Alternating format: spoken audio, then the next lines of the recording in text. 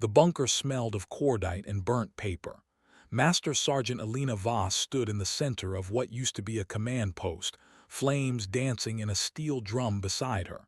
Documents curled and blackened in the fire. Each page held secrets that men had killed to protect and would kill again to suppress. Her hands were steady despite the blood. Not her blood. Never her blood. The M110 rifle leaned against the concrete wall, barrel still warm from the last shot. 300 meters. Center mass. 1.4 seconds from trigger pull to impact. The kind of shot that ended conversations before they could become arguments. The kind of shot that proved mathematics could be beautiful when applied with precision. The radio on the desk crackled with static, then a voice cut through. Male. Authoritative.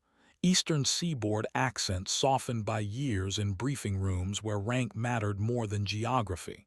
The kind of voice that expected obedience because it had never encountered anything else. Ghost, this is Overwatch. You are ordered to stand down. Voss looked at the radio, then at the fire, then at her hands. The blood was drying now, turning from crimson to rust, evidence becoming history, history becoming something that would never make it into official reports. Overwatch Ghost, negative. A pause. She could hear the breathing on the other end. Someone calculating. Someone running scenarios in their head. Someone realizing that calculations no longer mattered when the variable refused to cooperate. Master Sergeant, you are in direct violation of. Radio silence. She reached down and switched off the transmission. The bunker fell quiet except for the snap and pop of burning secrets. The sound reminded her of firewood back home, of winters when her father was still alive and the world made sense in ways it no longer did. 72 hours ago, she had followed orders, believed in the chain of command, trusted that sacrifice meant something beyond mathematics and acceptable losses. Now she wrote her own orders. And the first order was simple: survive long enough to make someone answer for what had been done. The Olympic National Forest swallowed sound. That was the first thing Voss noticed as the Humvee dropped them at the trailhead and pulled away, leaving only dust and the distant rumble of an engine that seemed too eager to leave. She stood there for a moment, pack heavy on her shoulders, rifle slung across her chest, and listened to the silence that was not really silence at all. Birds called from the canopy. Insects hummed their endless conversations. Wind moved through Douglas fir and western hemlock with the whisper of something ancient and indifferent. The forest had stood here for centuries before soldiers walked its trails, would stand for centuries after. Nature did not care about missions or orders or the small violence of men. That should have been comforting.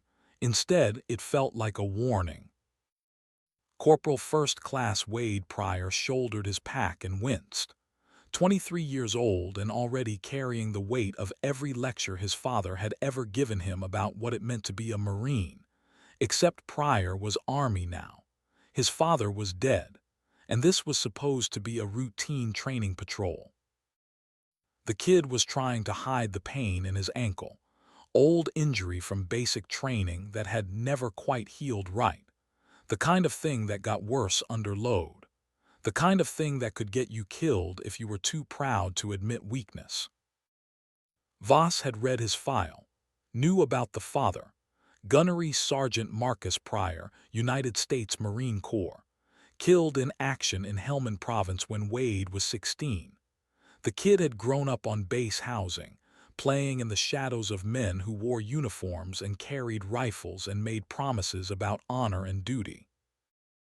Now he was one of those men, trying to fill boots that would never quite fit. Sir, question. Voss glanced at him without breaking stride. She was 12 years his senior and had forgotten more about fieldcraft than most soldiers would ever learn. Had earned her call sign, Ghost, Not through luck but through 5 deployments and a dozen operations that officially never happened. Corporal, why are we running a training patrol with full combat load? The question hung in the air between them. Behind Pryor, Staff Sergeant Julius Kane adjusted the aid bag on his hip. Former 18th Delta, Special Forces medic, now regular Army after a medical discharge that was really a psychiatric discharge that nobody talked about. Kane had the look of a man who had seen too much and was waiting to see more. Eyes that tracked movement with predatory precision. Hands that stayed relaxed but ready. The kind of soldier who could go from conversation to combat in the time it took most men to blink. Specialist Mara Cross brought up the rear, her SINCGARS radio humming with encrypted silence. 25. Signals Intelligence Specialist. The kind of soldier who heard conversations that never officially happened. She moved with the careful efficiency of someone who understood that information was power and secrets were currency. Voss kept walking. The trail wound through old-growth forest where light came in shafts of gold, and every shadow seemed deeper than it should be. Because orders don't explain themselves, Corporal. That was the truth. 3 hours ago, Colonel Nathan Hale had personally briefed her in an office that smelled of coffee and secrets. 48 hours. Patrol Grid Delta 7. Maintain communications every 6 hours. Standard training evolution. Except nothing about Hale's eyes had been standard. She had known the colonel for 8 years, had served under him in 3 deployments across 2 continents. The man who signed the op order this morning was not the same man who had pulled her out of a court-martial 4 years ago. That man had looked at her with something like respect. This man had looked at her with something like regret. The difference mattered. The forest pressed in around them, ancient trees that had survived fire and storm and the slow violence of time. The trail was well marked, too well marked. Fresh blazes on the trees, recent grading on the path. Someone had been maintaining this trail, someone with resources and purpose. Voss had run hundreds of patrols in terrain like this, from the Balkans to the Hindu Kush, from jungles in Colombia to mountains in Afghanistan. The best patrols were the ones where nobody knew you were there, where you moved like smoke through terrain that belonged to everyone and no one. This trail screamed presence. This trail said, come this way. Follow these markers. Walk where we want you to walk.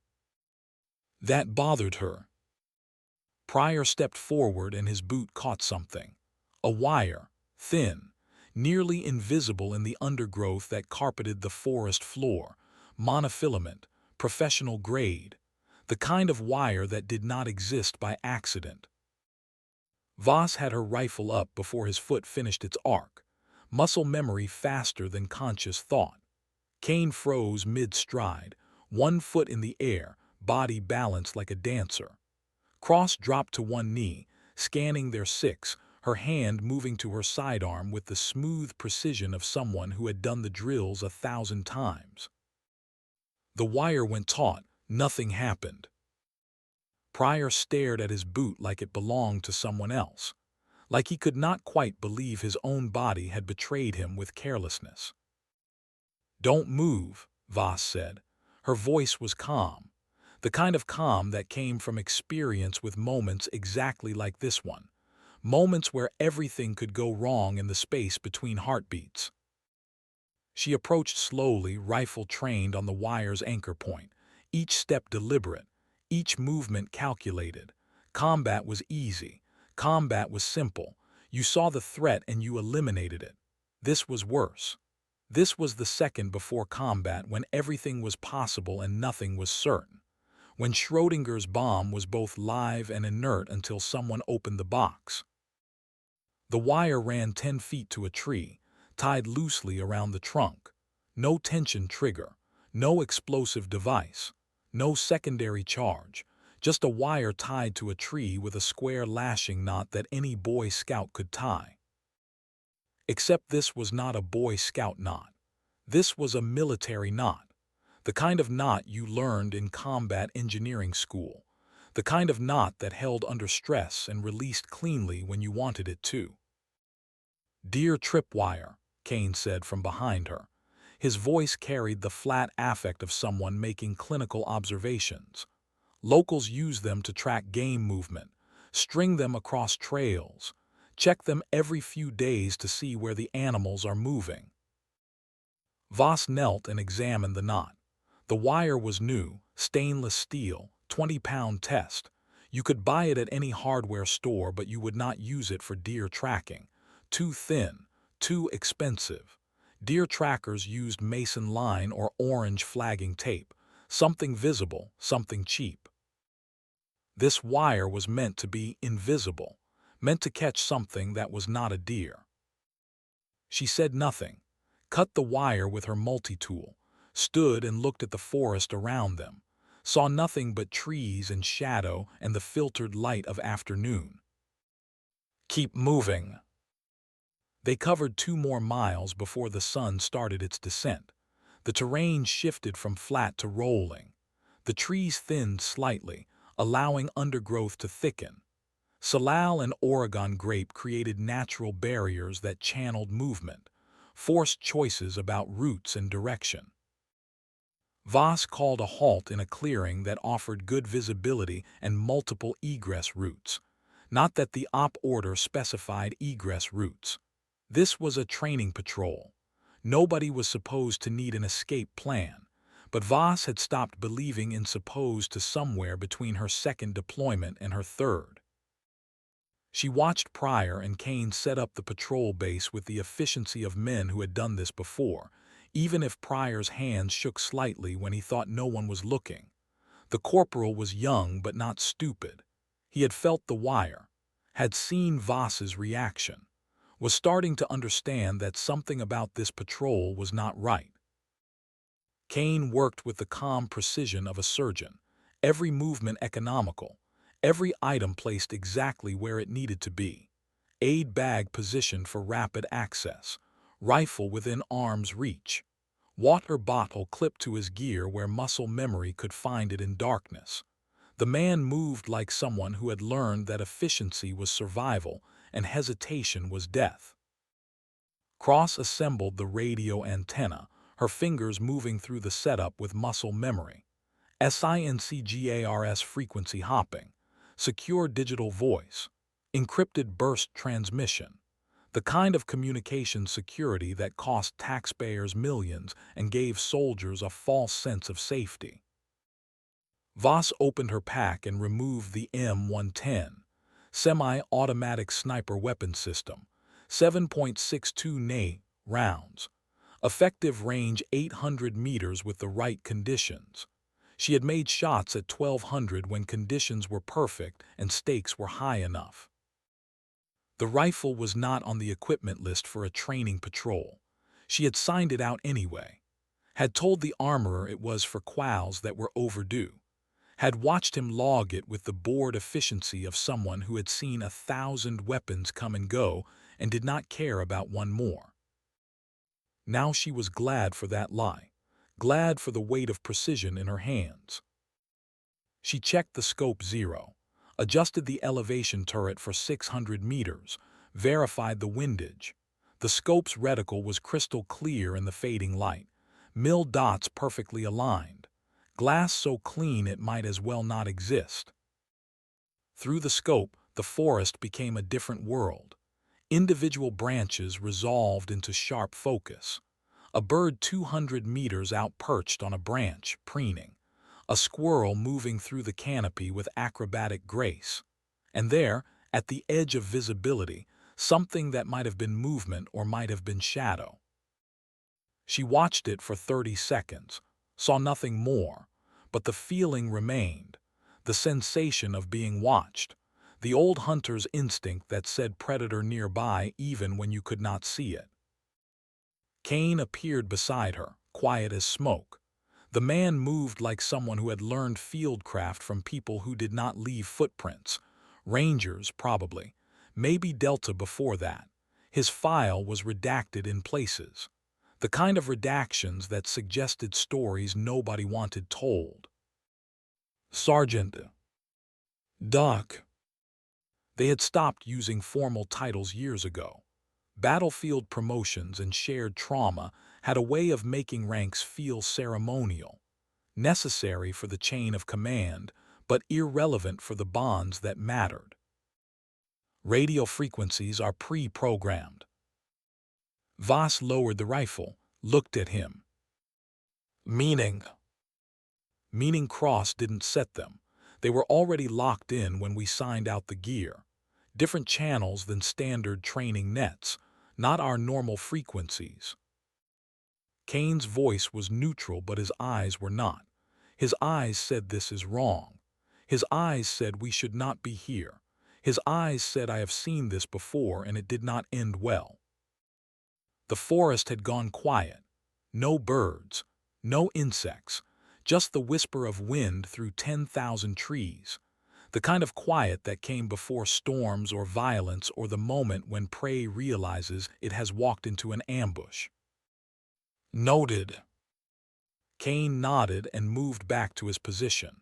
Smooth, economical, the kind of movement that did not waste energy because energy was finite and survival was not.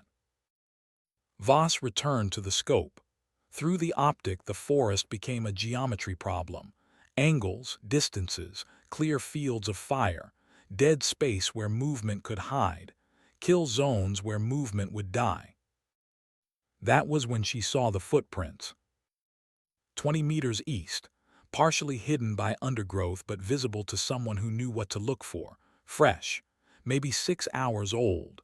The impressions were deep in the soft earth near a fallen log. Someone heavy, someone carrying weight, someone who had stopped here to observe or rest or plan. She moved closer, rifle ready, scanning for threats with the practiced efficiency of someone who had survived too many ambushes to ever be careless again. Knelt to examine the prints.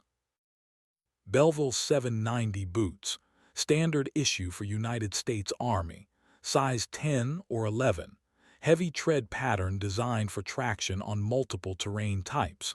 The stride length suggested someone tall, someone moving with purpose, someone trained. The prints led east, deeper into the forest, away from marked trails, the kind of route that someone took when they did not want to be seen. They were not alone out here. The patrol base fell into night routine as the sun dropped below the ridge line and shadows merged into darkness.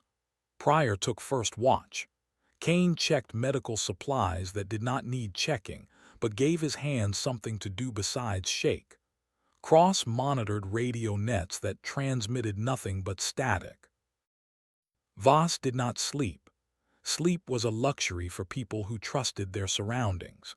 She had learned long ago that trust was the first casualty of combat and the last thing you wanted to rediscover when someone was trying to kill you. She sat against a tree, rifle across her lap, and watched the forest transition from gray to black. Listened to the sounds that emerged when human noise faded. Owls calling. Something small dying in the underbrush as something larger fed. The endless cycle of predator and prey that defined nature with brutal honesty. At midnight, she rose and moved to the perimeter.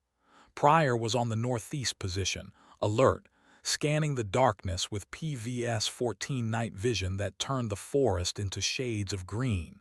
He was good, disciplined, the kind of soldier who followed procedures even when nobody was watching. She tapped his shoulder. He nearly jumped out of his skin. Izzy. Sorry, Sergeant, thought you were. What? He gestured at the forest with one hand, the other still holding his rifle at low ready. I don't know, something's off, been hearing movement, nothing I can confirm, just feeling. Voss understood feelings, had learned to trust the primitive parts of her brain that noticed patterns before conscious thought could process them. The parts that kept ancestors alive on savannas, by recognizing danger in the rustle of grass or the silence of birds. She took the night vision from him, raised it to her eyes.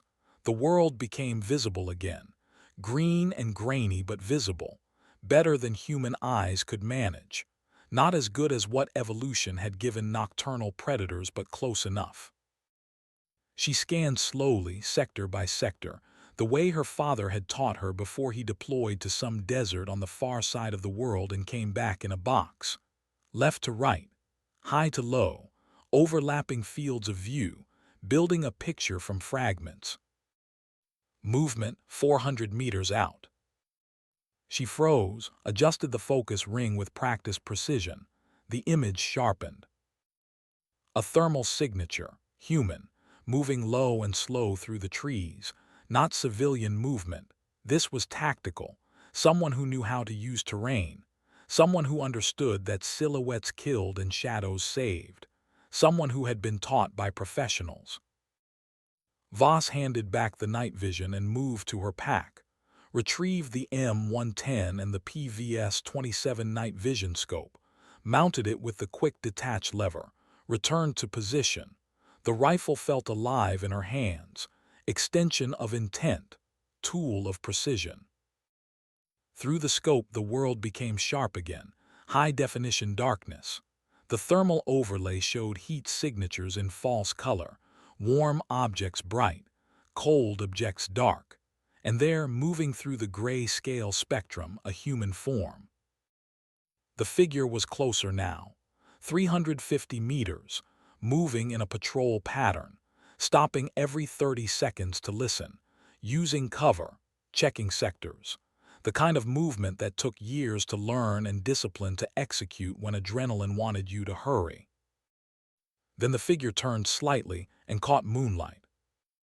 ACU pattern, Army combat uniform, digital camouflage in gray and tan designed for multiple environments.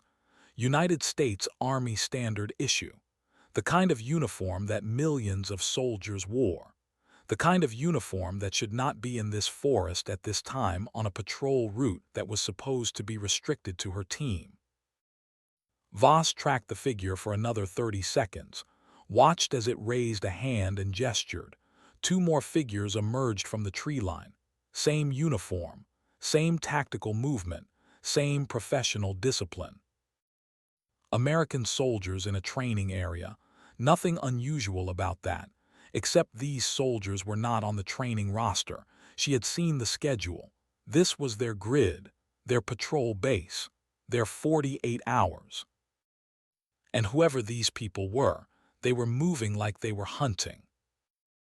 Voss marked the position with an IR laser pointer, invisible to naked eyes but clear through night vision. A reference point, something to guide her back if she needed to find this position again. Then she keyed her throat mic with the pressure switch velcroed to her rifle. Overwatch Ghost. Request clarification on OPFOR in AO.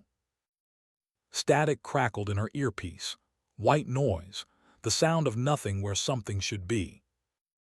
She tried again, checked her radio, verified the frequency. Confirmed encryption was active. Everything showed green. Everything said the system was working. Overwatch, how copy? Nothing, not even carrier wave. Not even the subtle hiss that said someone was listening but not responding. Just silence where command and control should live. The radio was dead. Dawn came like a whisper. Gray light filtered through mist that clung to the ground like something alive, like something that had crawled out of the earth during the night and would retreat again when sun became strong enough to burn it away. Voss had not moved from her position. The three figures had withdrawn an hour before sunrise, melting back into the forest with the kind of discipline that made her skin prickle. Professional, trained, dangerous. Kane approached with 2 MRE coffee packets and the news that no one wanted to hear. The kind of news that turned training patrols into something else entirely.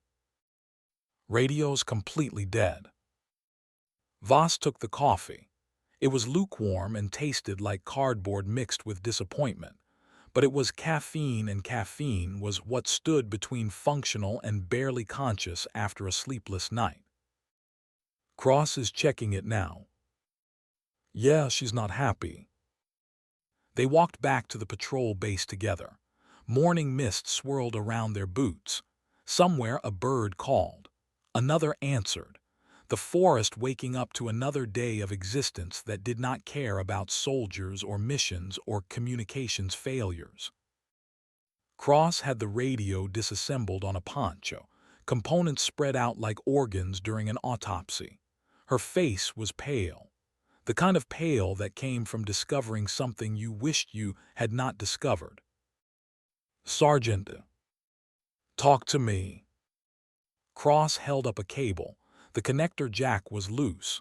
Not broken, not damaged, just loose enough to disconnect. The wear pattern showed recent manipulation, deliberate manipulation. This was pulled before we left base. The words hung there. Voss knelt and examined the connector. Cross was right. The metal showed stress marks. The rubber boot showed displacement. This was not equipment failure. This was not accident. This was sabotage conducted by someone with access and knowledge and intent. Someone accessed our gear before the mission. Cross nodded. Her hands shook slightly as she held the evidence, as she processed what it meant. Limited access list, maybe 20 people in the entire company, supply sergeant, comm section, armory personnel, and anyone with command access. Pryor had moved closer, listening. His face had lost color. The kid was smart enough to understand implications, smart enough to know that sabotaged communications on a training patrol meant this was not training. Sergeant, what does that mean? Voss stood and looked at the forest around them. 48 hours. Maintain grid Delta 7. No radio contact. American soldiers moving through the darkness with tactical precision. Someone with access pulling cables before they departed. The mathematics were becoming clear. The kind of mathematics that explained everything and justified nothing. It means we're not on a training patrol. The first shot came at 05:15, shattering the morning quiet with violence that turned conversation into reaction. Pryor was checking his sector, scanning the northeast approach, when the round hit Private First Class Morrison in the shoulder. Not center mass, not a kill shot, just enough to put him down and make him scream with the kind of sound that made everyone who heard it remember that flesh was fragile and bullets did not care about youth or hope or the promises recruiters made. Voss was moving before the sound registered fully, training overriding thought, grabbed Morrison by his drag handle and pulled him behind a fallen log as 3 more rounds chewed splinters from the wood. The impacts came in controlled sequence, professional marksmanship, someone who knew how to place shots for effect. Contact northeast. Kane was already moving with the aid bag, keeping low, his hands steady in a way that spoke of too many moments exactly like this one. Too many soldiers bleeding, too many screams that would never leave his memory. Pryor returned fire. 3 round bursts, exactly like the manual specified. The muzzle flashed bright in morning shadow, the sound sharp and angry. The shots disappearing into green nothing because shooting at shadows rarely accomplished anything except making you feel like you were doing something. Cease fire. Voss scanned the tree line through her scope. No targets, no movement. Whoever was out there knew how to use cover and concealment, knew that exposure killed and patience saved. Kane reached Morrison and went to work, gloves on, tourniquet applied with practiced efficiency, pressure dressing, combat gauze to pack the wound. Morrison was crying, but he was breathing, and that was what mattered. Breathing meant living. Crying meant conscious. Both were victories when bullets were flying. Through and through, Kane reported, his voice clinical, detached. the kind of voice that kept panic at bay through sheer force of professional competence. Miss the artery, miss the bone, he's stable. Another shot. This one hit the tree above Cross's head. Bark exploded into fragments. The specialist dropped flat and rolled behind her pack, movement smooth despite fear, training overriding the primitive instinct to freeze. Voss tracked the sound, calculated distance and angle, 500 meters, northwest, elevated position, probably in a tree stand or on high ground, the kind of position that gave advantage in range and concealment. She found the shooter through her scope, just a shadow in the trees, just a shape that might be human or might be illusion. But shadows had geometry, had edges, had the subtle wrongness that eyes trained to hunt could recognize. She adjusted windage, controlled her breathing, let her heart rate drop, squeezed the trigger with the smooth pressure of someone who had done this thousands of times on ranges and dozens of times when lives depended on accuracy. The round hit 3 inches left of the shooter's head. Bark exploded. The shadow jerked back into cover, disappeared like it had never been there. Warning shot. Message delivered, I can see you, I can reach you. Next one centers your skull. They're not trying to kill us, she said. The observation clinical, mathematical, the kind of truth that had to be spoken even when it made no sense. Pryor stared at her like she had lost her mind, like she was speaking a language he did not understand. Morrison is shot. In the shoulder, not the head, not center mass. They had time for aimed fire, they chose wounding over killing. They're pushing us. She was right. The fire was coming from the northeast, heavy enough to make them move but not concentrated enough to pin them down. This was not an assault. This was hurting. This was someone trying to move them like pieces on a board toward a position that someone else had chosen. East, Voss ordered. Into the ravine, move now. They moved because that was what soldiers did when leaders gave orders. Kane dragged Morrison, the private's blood leaving a trail. Cross grabbed radio components with one hand, weapon in the other. Pryor covered their 6, firing controlled bursts that probably hit nothing but made him feel like he was contributing to survival. Voss was last. She paused at the rally point and looked back through her scope. Professional curiosity, tactical assessment, understanding enemy capabilities for future engagement. The shooters were advancing, 4 of them now, moving with tactical precision that could not be faked, bounding Overwatch. One team moves while the other covers. Cover and concealment, sectors of fire, the kind of movement that took years to learn and discipline to execute under stress. She fired 3 more rounds, all warning shots, all placed exactly where she wanted them, close enough to make them respect her, far enough to show she was choosing not to kill. The shooters stopped advancing. One of them raised a hand, a signal, professional communication. The team melted back into the forest like water into sand. They were not pursuing. They were relocating, getting ahead of the retreat route, setting up the next position, maintaining pressure without commitment. The kind of tactics that suggested someone with training and patience and a plan that extended beyond the immediate moment. Voss felt ice in her chest, the cold certainty that came from pattern recognition, from seeing the shape of things before they fully revealed themselves. They know where we're going. The ravine was a mistake realized too late. Voss saw it as soon as they entered the defile. Steep sides channeling movement, limited visibility restricting awareness, natural kill box where attackers could control engagement from high ground, the kind of terrain that looked like safety but was really a trap. Keep moving, she ordered anyway, because stopping meant dying, and forward was the only direction that offered possibility, however slim. They covered 200 meters, Morrison screaming with every jarring step, Kane cursing under his breath in a steady monotone, Pryor's breathing harsh with fear and exertion, Cross's radio gear clattering. Then the shooting started again, this time from above. Rounds kicked up dirt, ricocheted off rocks, created the kind of chaos that made thinking impossible and survival improbable. Morrison screamed louder. Kane kept dragging. Voss returned fire at shadows. Then Private Hernandez went down. One shot, clean, professional, through the head.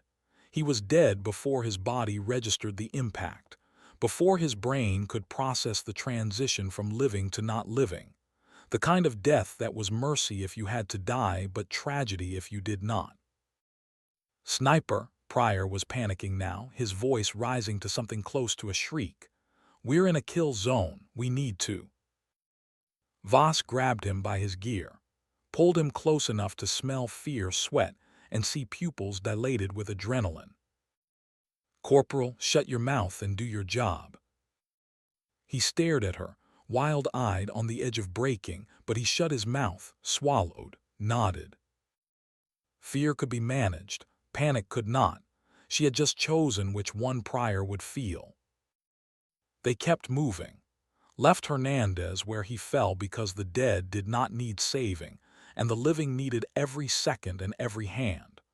Made it to the end of the ravine where the terrain opened up into forest thick enough to provide concealment. Voss called a halt behind a cluster of boulders that offered cover from 3 directions. Everyone was breathing hard.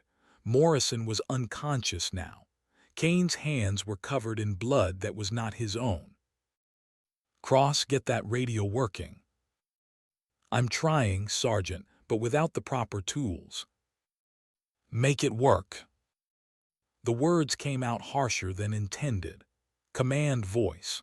The kind that did not allow for excuses or explanations.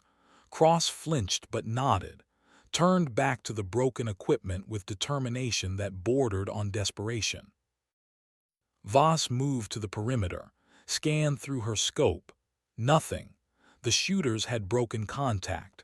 For now, for whatever tactical reason made sense to whoever was orchestrating this operation. She examined the brass casing she had picked up during the retreat. 6.5 Creedmoor. Precision rifle ammunition. Not standard infantry issue. This was sniper work. Long-range precision fire conducted by someone who knew ballistics and windage and the mathematics of death at distance. American soldiers with sniper support, hurting them east, not killing them outright, killing one to motivate, wounding others to burden.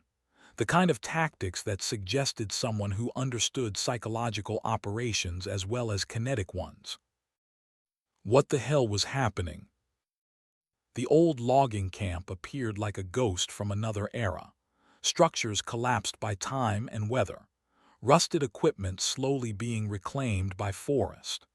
The kind of place that humans built and abandoned and nature would eventually erase as if it had never existed. It was perfect because it offered cover and concealment and multiple escape routes.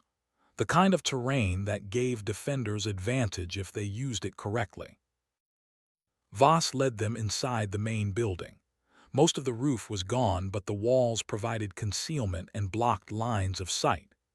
Kane set up Morrison in the corner, checking vitals, administering fluids from IV bags, doing everything possible with limited resources. Pryor and Cross established a perimeter under Voss's direction. They were learning. Fear was a powerful teacher. Survival was the ultimate motivator. Voss moved through the camp alone, clearing each structure with the systematic efficiency of someone who had done this hundreds of times. Found nothing living. Old tools, rotted furniture, evidence of weather and time and abandonment, the archaeology of human industry. Then she found the body. Not recent, maybe 2 weeks old. Advanced decomposition made identification difficult, but the uniform was unmistakable. American, same ACU pattern, same gear, same professional setup. Dog tags still attached. She pulled them. Read the name. Read the unit designation stamped into metal. Task Force GRYSTONE. She had never heard of it, had worked in classified environments for years, had access to information that most soldiers never knew existed, but Task Force Greystone was new.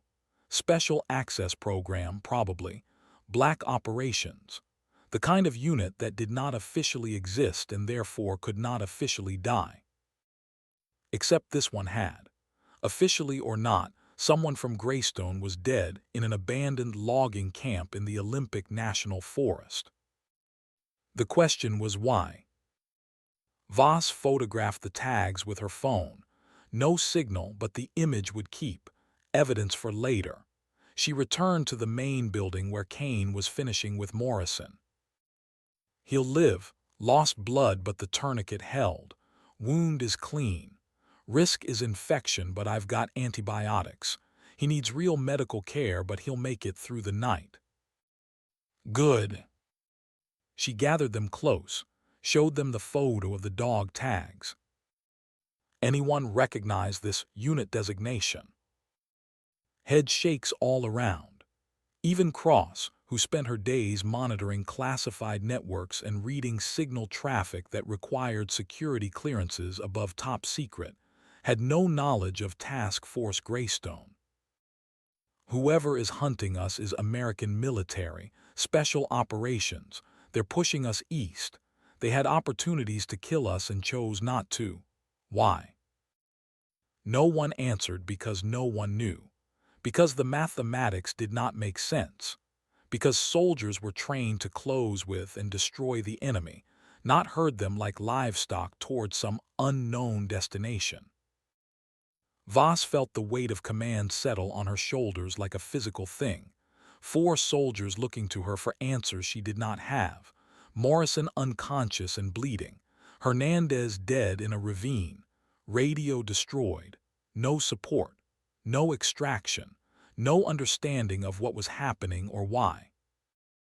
And somewhere in the forest, an American unit was hunting them with professional precision. She thought of Colonel Hale, the look in his eyes during the briefing. 48 hours, maintain the grid. This was not training. This had never been training. This was something else. Something that used soldiers as pieces on a board. Something that valued operational success over individual survival. We fortify here, she decided. Establish defensive positions. Cross, keep trying to jury-rig that radio. Pryor, help Kane with Morrison. I need to think. They moved to their tasks without argument because soldiers followed orders even when orders made no sense. Especially when orders made no sense. Because sense was luxury and survival was necessity. Voss walked to the edge of the camp and stared into the forest. Somewhere out there, men with rifles were repositioning, preparing the next push, planning the next phase of whatever operation had turned them into targets. She raised her rifle and looked through the scope, scanned slowly, methodically, building a picture from fragments, understanding terrain and angles and the geometry of violence. A memory surfaced unbidden. 4 years ago, different forest, different continent. Hale pulling her out of an interrogation room where CIA contractors had been asking questions with their fists, where answers had been extracted with methods that left no marks but plenty of scars. Hale's voice, she is my operator, you want her, you go through me. The contractors had backed down because Hale had power and they did not. Because power respected power and weakness attracted predators. Hale had taken her aside later, after the bruises faded but before the memories did. You saw things in that village, things that never happened, understood. She had understood. Some operations existed in the space between right and wrong, where records disappeared and witnesses became liabilities, where truth was flexible and justice was optional and survival meant accepting that some things would never make sense. Hale had protected her then, given her a second chance when most commanders would have cut her loose. Was this the bill coming due? Was this Hale protecting himself by eliminating someone who knew too much? Or was this something else entirely? The night fell fast in the mountains. One moment there was light. The next there was darkness with no transition between. Kane set up trip flares around the perimeter using parachute cord and Mark 13 devices. Pryor found a fighting position behind a collapsed wall that offered cover and concealment. Cross worked on the radio with determination that bordered on obsession. Voss checked her ammunition. 40 rounds for the M110, 200 for her sidearm, 4 grenades, enough to make someone pay, not enough to win if winning required sustained combat. At 2300 hours, Cross made a sound, not quite a gasp, not quite a cry, something between surprise and fear. Sergeant. Voss moved to her position with the smooth efficiency of someone conserving energy for what might come. The specialist was staring at her phone, not the dead radio. Her phone, personal device that should not be here but was because soldiers bent rules when survival required it. You have signal. 1 bar just appeared 30 seconds ago. I don't understand how. We're in the middle of nowhere. No cell towers for 20 kilometers. But there was signal, weak, intermittent but present. What is it? Cross showed her the screen. A text message, encrypted with the kind of encryption that required special software. The kind that Cross had because Signal's intelligence specialists always had tools that regular soldiers did not. The decryption was automatic. The message was short. Your sister, we have her. Follow orders or she dies. Cross was shaking. Full body tremors that came from fear mixed with disbelief, mixed with the sudden realization that everything you cared about could be taken away by people you would never see. I don't understand. I never told anyone about Sarah. She's in Colorado, she's safe, she's just a student. How could they even know she exists? How could they? Voss took the phone, studied the message. The sender was blocked, anonymous, professional. The timestamp was 3 minutes ago, recent, real time, someone watching, someone waiting for response. She looked at Cross, really looked at her, 25 years old, Signal's intelligence specialist, access to classified networks, clearances that most soldiers never achieved, and now suddenly a sister held hostage, a sister that nobody knew about, a sister whose existence should have been private. Who else knows you have this phone? Cross's eyes went wide, processing the implication, understanding that the question itself was accusation. No one. I smuggled it for emergencies, personal use only. I swear, Sergeant, I never told anyone, never logged it, never. How convenient. What? Voss handed back the phone, watched Cross's face carefully, looking for tells, looking for deception, looking for anything that suggested this specialist was more than she appeared to be. A message appears exactly when we need to be compromised. Your sister, who no one knows about, is suddenly in danger, and the solution is to follow orders. Whose orders? Cross? The specialist's face crumbled, professional composure fragmenting under pressure, tears starting to flow with the kind of ugly reality that came when emotional walls failed. You think I'm working with them. You think I'm betraying the team. I think someone wants me to think that. I think someone is playing games. I think someone knows exactly how to manipulate soldiers who care about family. The words hung in the darkness. Kane and Pryor had moved closer, listening. Morrison groaned from his corner but did not wake. The whole camp had gone quiet except for breathing and the distant sounds of forest night. Voss made a decision. The kind of decision that commanders made when information was incomplete and stakes were high. The kind of decision that could save lives or end them depending on whether the guess was right. No one is compromised until I say they are. Cross, if your sister is in danger, we will deal with it. But right now, we deal with the people trying to kill us. Understood. Cross nodded, tears streaming, voice breaking. Yes, Sergeant. Voss moved back to her position, checked the perimeter through night vision.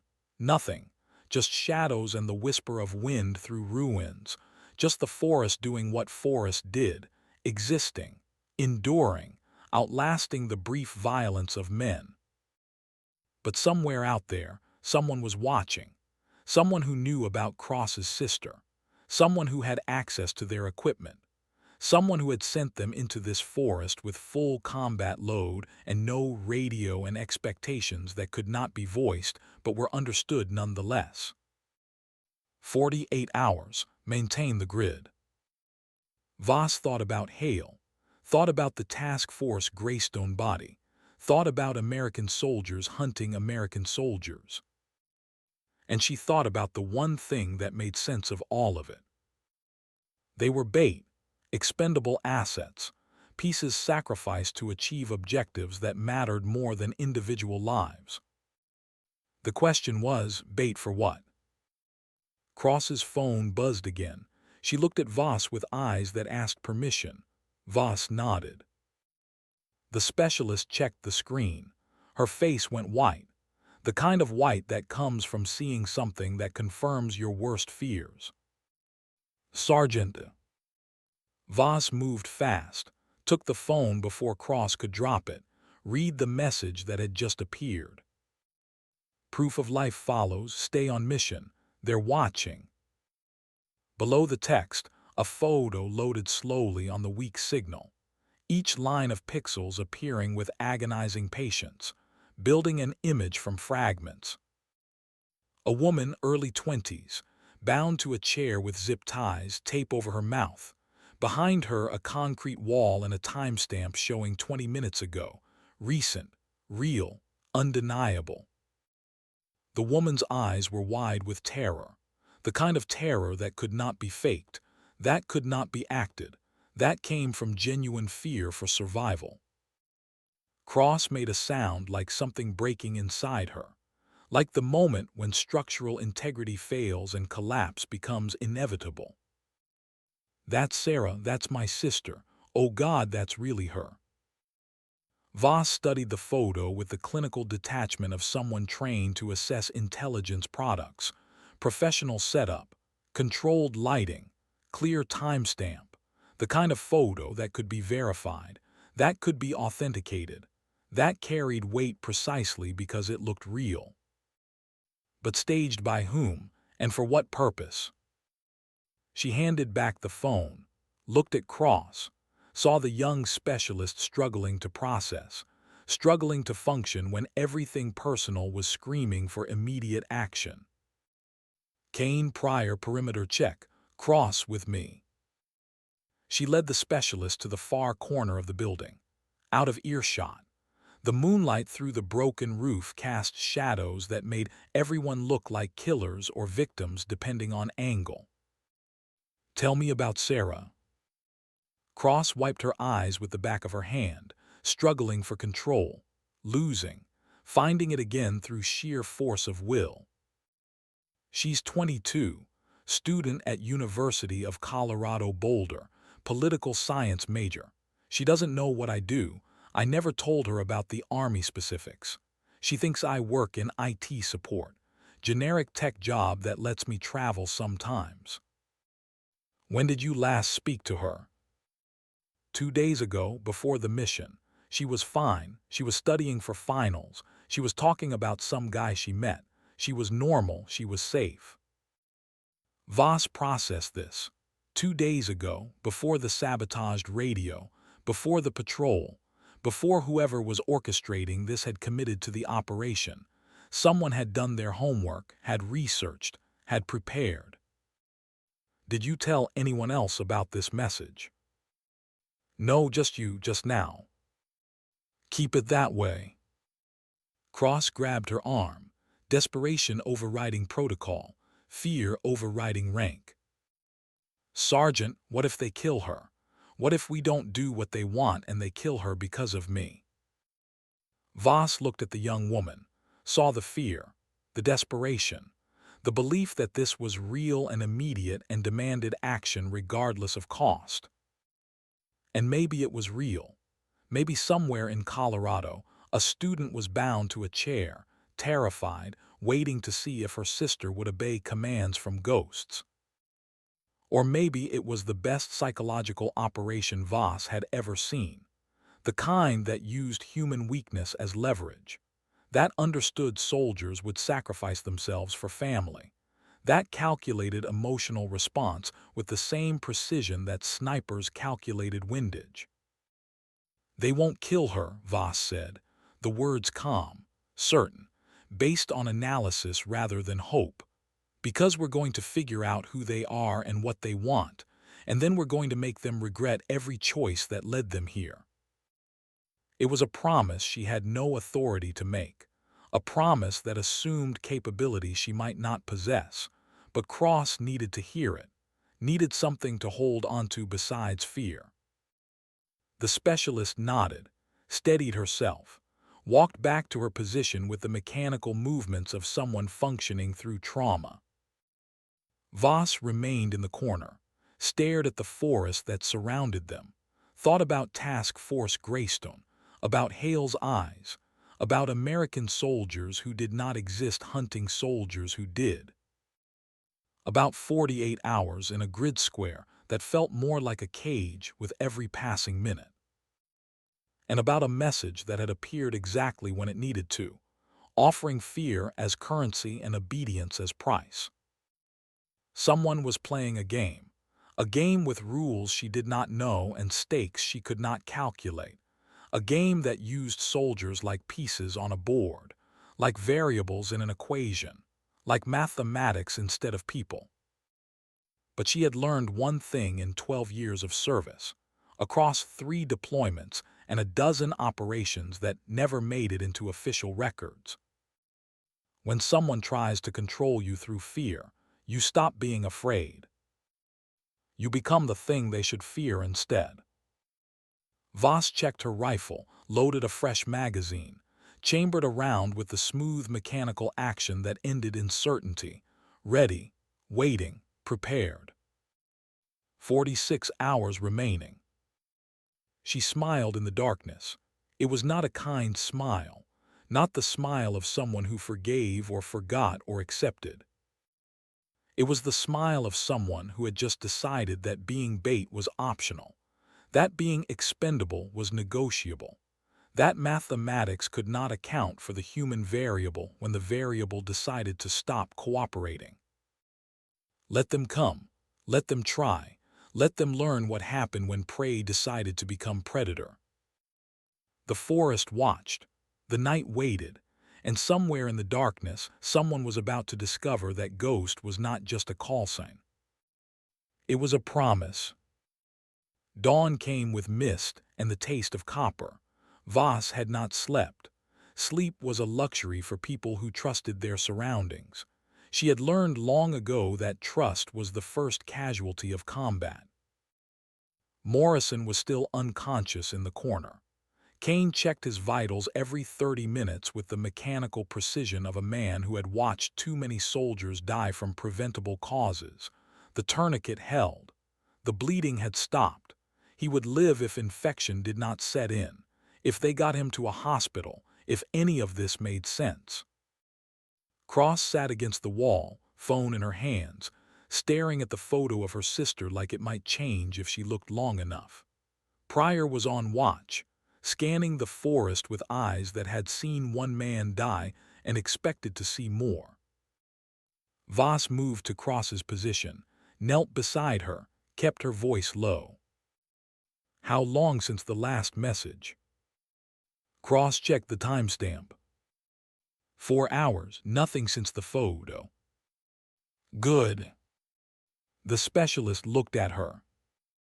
Good, my sister is alive, and that means whoever has her wants something from you. Dead hostages have no value.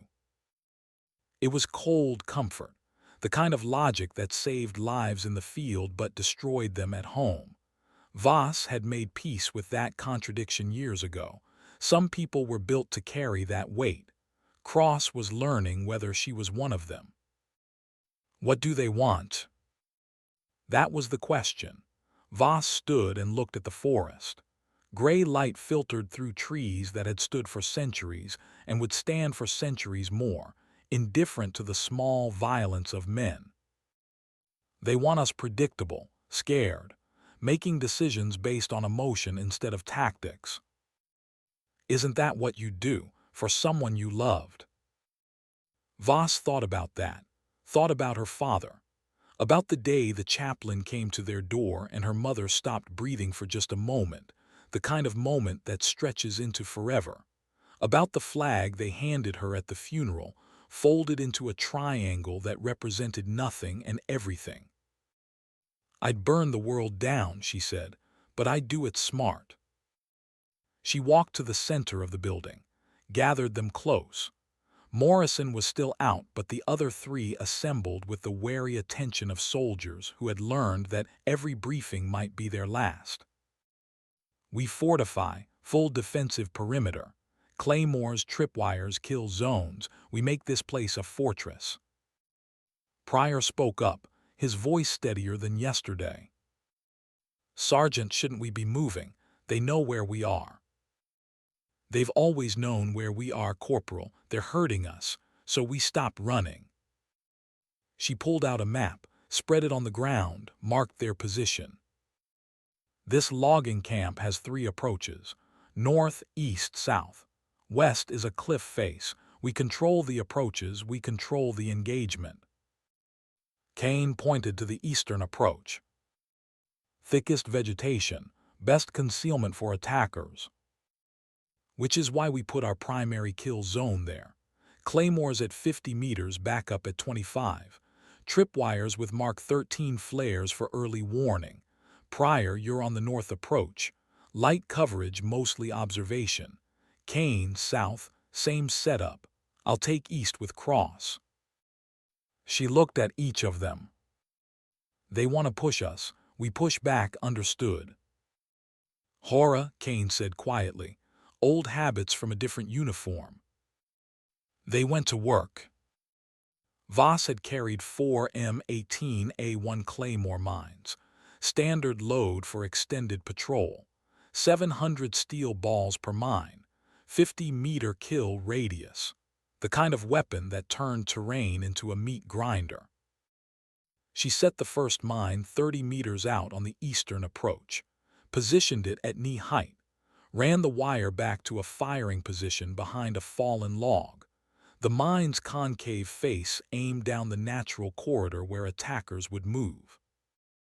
Physics and geometry, the mathematics of death. Pryor watched her work.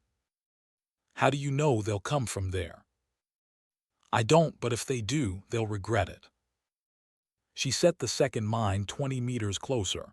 Backup, insurance, the kind of redundancy that separated professionals from corpses. Cross helped string tripwires, monofilament line attached to Mark 13 flares, not lethal but loud, the kind of warning that gave you 3 seconds to decide between living and dying.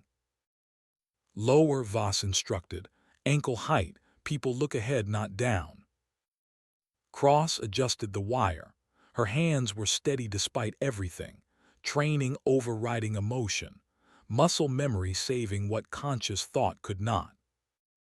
They worked for 2 hours. By the time the sun cleared the tree line, the camp had been transformed into a killing ground with a welcome mat.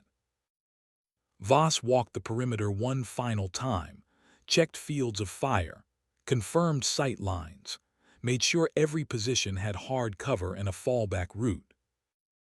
Kane appeared beside her at the eastern position. Sergeant Doc. He handed her an MRE, beef ravioli. She ate without tasting. Calories were fuel, nothing more. Found something while setting the south approach. He showed her a laminated map, waterproof, military issue, marked with grid coordinates and symbols that told a story if you knew the language. Voss studied it. The map showed their current location, but it also showed something 15 kilometers east, a compound marked with a simple notation. POW Site Echo 7. Prisoners of war, Kane said, on American soil. Voss traced the grid coordinates. The compound was in deep forest, no roads, helicopter access only, the kind of place that did not officially exist. Who runs a POW site in Washington state? Kane shook his head. Wrong question. Right question is, who are the prisoners? Voss folded the map, tucked it into her pocket, pieces of a puzzle she could not see the shape of yet. Keep this quiet, I need to think. She moved to the western edge of the camp where the cliff face dropped 50 feet into a ravine, stood there and watched the forest wake up, birds returning, insects humming, nature resuming its patterns after the brief interruption of violence. American soldiers hunting American soldiers, a sabotaged radio, a hostage sister, and now a POW camp that should not exist. 42 hours remaining. Whatever was happening, it was bigger than a training accident, bigger than a rogue unit. This had the fingerprints of someone who moved in shadows and spoke in classifications. She thought about calling out, using her voice to demand answers from whoever was listening. But silence was a weapon too, and she had not survived this long by announcing her intentions. Let them wonder, let them guess, let them make the first mistake. Night fell like a curtain. The temperature dropped 15 degrees in an hour. Voss issued orders for 50% security, half awake, half resting, the rhythm of sustained operations. Morrison woke up screaming. Kane was there with morphine and calm words. The private quieted, looked around with eyes that did not quite focus. Where's Hernandez? Kane met Voss's gaze. She gave a slight nod. Hernandez didn't make it, son. Morrison closed his eyes. Tears leaked from the corners. He was 20 years old and this was his first real patrol, and one of his friends was dead in a ravine being eaten by scavengers. Welcome to the job. At 2200 hours, Voss made her decision. She stripped off her gear except for knife and pistol, blackened her face with mud, checked the wind direction. Kane saw her preparing. Where are you going? Hunting. Alone. They're expecting a defensive position. Time to change the pattern. She did not wait for approval. Slipped over the western cliff face using a rope Kane had set for emergency exfiltration. Hand over hand in darkness. 50 feet of controlled fall. Her boots hit soft earth. She released the rope and moved into the forest. The night vision monocular turned the world green. Trees became pillars. Shadows became geography. She moved using the old skills, weight on the balls of her feet, slow, patient. The forest did not care about hurry. 300 meters north of their position, she found what she was looking for. A patrol base, hasty, professional, 4 men in a defensive perimeter, no fire, cold camp, the kind of discipline that spoke of special operations training. She watched for 20 minutes, learned their pattern, saw the way they rotated security, saw the radio operator checking frequencies every 10 minutes. Captain Vance was there. She recognized him from the thermal signature during the first night. Tall, moved with the confidence of a man who had done this before and expected to do it again. She could kill him from here, 40 meters, suppressed pistol, 2 shots, mission complete. But dead men did not answer questions. Voss circled the position, found their communications set up, a secure radio, more sophisticated than standard infantry issue, the kind of equipment that required special authorization. She moved closer, 10 meters, 5, close enough to smell their coffee, close enough to hear them breathing. The radio operator stepped away to urinate. 30 seconds, that was the window. Voss crossed the distance in silence, grabbed the radio, disappeared back into darkness before the operator finished zipping his fly. She was 200 meters away before the alarm went up, heard them calling contact, heard Vance ordering a sweep, but by then she was a ghost again, and ghosts did not leave trails. She returned to camp the way she left, up the rope, over the wall. Cross nearly shot her before recognizing the mud-covered face. Holy hell, Sergeant. Voss dropped the radio at Cross's feet. Can you work with this? Cross picked it up like it might explode, turned it over, examined the encryption module. This is top-tier hardware, military-grade frequency hopping, triple-layer encryption. Whoever these people are, they have serious funding. Can you break it? Maybe, give me a few hours. Voss nodded, moved to clean the mud off her face. Kane approached with a canteen and something that might have been respect in his eyes. You went into their camp. I did. Alone. Seemed faster that way. Kane handed her the canteen. She drank. Water tasted like purification tablets and survival. What did you see? Professionals, special operations. Maybe a dozen of them total. They're not trying to kill us. They're containing us. For what? That was the question that kept circling. 40 hours. Maintain the grid. Contain but do not kill. What was worth this much effort and this much secrecy? Voss looked at the map Kane had found. POW Site Echo 7, 15 kilometers east. The pieces were there. She just could not see how they fit yet. Cross worked through the night.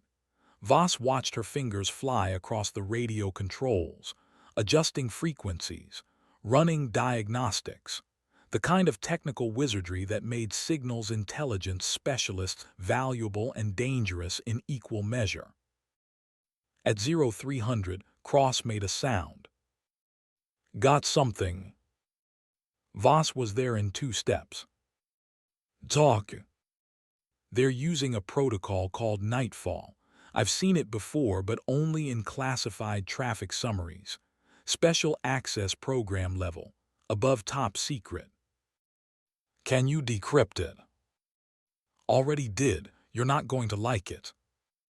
Cross played back a recorded transmission. Static, then voices, professional, clinical, the kind of tone that discussed death like logistics. Havoc 6, this is Control. Status on Sierra 4. Control Havoc 6. Target is contained grid Delta 7. 4 personnel active. 1 casualty. They've fortified position. Acknowledged. Maintain pressure. Operation Eastern Wind timeline is locked. 40 hours remaining. Control, request clarification. Eastern Wind primary objective. A pause, then a different voice. Altered, synthesized. The kind of voice that belonged to someone who did not want to be identified. Havoc 6, Eastern Wind is prisoner extraction at Echo 7. OPFOR has concentrated security at the site. Your mission is to maintain pressure on Sierra 4 until OPFOR redeploys assets to investigate the threat. When OPFOR security thins, extraction proceeds. Another pause, then Vance's voice carefully neutral. Understood. Sierra 4 is the diversion. Negative Havoc 6. Sierra 4 is the mission. The prisoners are the objective.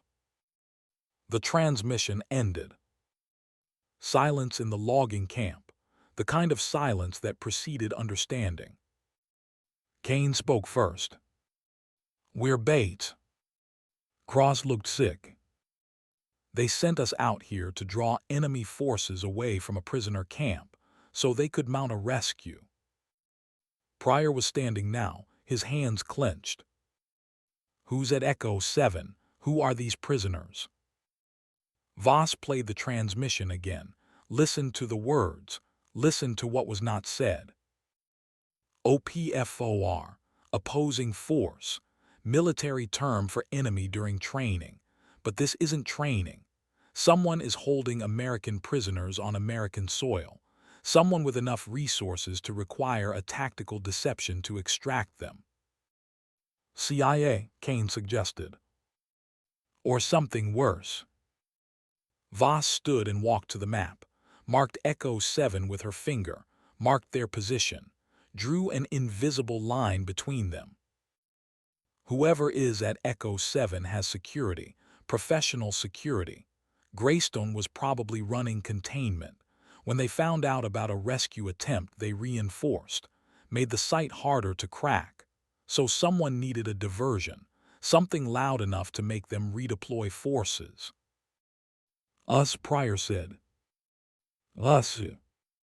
The mathematics were simple. Draw attention here, reduce security there, extract prisoners while the opposition is distracted, standard military deception. Except they were the ones being deceived. Cross's phone buzzed, everyone froze. She checked the screen, her face went white. Another message. Voss took the phone, read the text. "Still alive, good, keep it that way, 36 hours remaining." Below it another photo, same sister, same chair, different angle, proving it was recent, proving someone was watching. Cross was shaking. How do they know we have 36 hours? How do they know the timeline? Voss looked at Kane, at Pryor, at Cross. Because they're listening, right now. She walked to the center of the building, looked up at the broken ceiling, at the sky beyond, at satellites she could not see but knew were there. Spoke directly to whoever was listening. "We know." 2 words, calm, clear, the kind of statement that changed everything. She returned to the group. "They know we know, which means we're no longer predictable, which means we just became a different kind of problem." The radio Cross had stolen crackled to life. All of them jumped except Voss. A voice came through, "Vance. Unknown station, this is Havoc 6, identify." Voss took the radio, keyed the mic. "Havoc 6 Ghost, I believe you've been looking for me." Silence then. "Ghost, you should not have that radio. You should not be hunting American soldiers on American soil, yet here we are." Another pause. She could imagine Vance calculating, trying to decide what protocol covered this situation. "Ghost, you need to understand the bigger picture. I understand you're using us as bait. I understand there are prisoners at Echo 7. I understand someone thinks we're expendable. That's a pretty big picture. It's not that simple. It never is. Here's what's going to happen, Captain. You're going to pull your teams back. You're going to let us walk out of this forest. And maybe I don't report this entire clusterfuck to every reporter who will listen." She could hear breathing on the other end, could hear someone else in the background, then a new voice, the altered one, the synthesized one. "Control. Master Sergeant Voss, you're making this more difficult than it needs to be.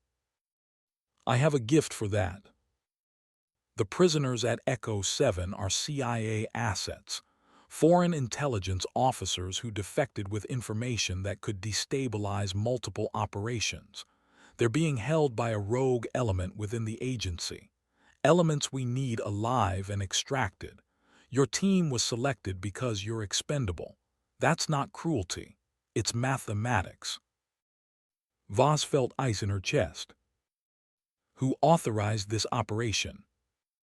People far above your pay grade, far above mine. This conversation is over. You have 36 hours remaining in your mission. After that, Havoc teams will terminate Sierra 4 with extreme prejudice. Comply and survive, or resist and join Private Hernandez. Your choice. The transmission ended. Voss stood there holding the radio, looking at the faces around her. At soldiers who had signed up to serve their country and found themselves pawns in a game they did not understand. Kane spoke into the silence. What do we do? Voss set down the radio, checked her rifle, checked her ammunition, looked at the Claymore firing positions.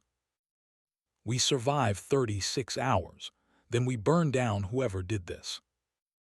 The attacks intensified at dawn, not to kill, never to kill, just to pressure, to push, to keep them contained and reactive. Voss had expected it, set watch rotations to ensure maximum rest between contacts, conserved ammunition, let the Claymores do the work. At 0700, a Havoc team probed the northern approach. Pryor saw them coming, waited until they entered the kill zone, detonated. The explosion shredded trees and sent bodies flying, screaming, not dead. Voss had angled the mine to wound, not kill. Wounded men required evacuation, required resources, required Havoc to choose between mission and men. They chose mission, left the wounded, pulled back. Cold, Kane observed. Professional, Voss corrected.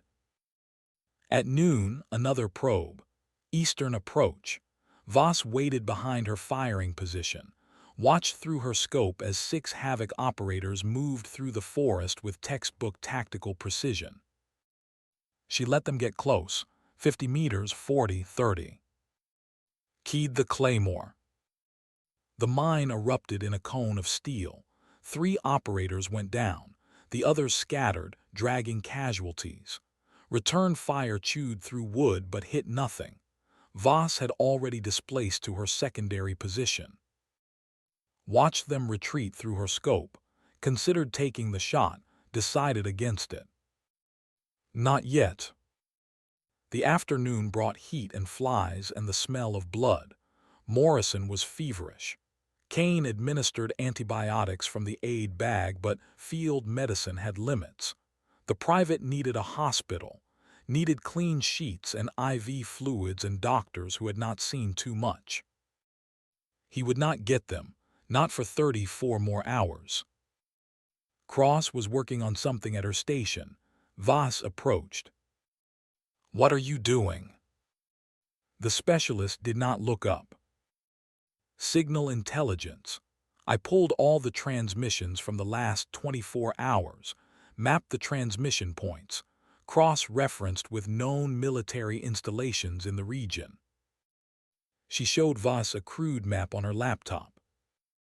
Havoc teams are staging from McCord Air Force Base. Control is somewhere else. The signal source keeps moving. Mobile command post, probably. Can you triangulate?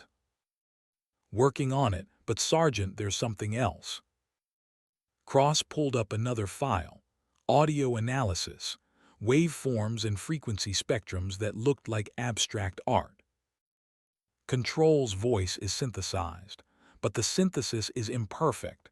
I ran it through filters, got partials of the original voice underneath.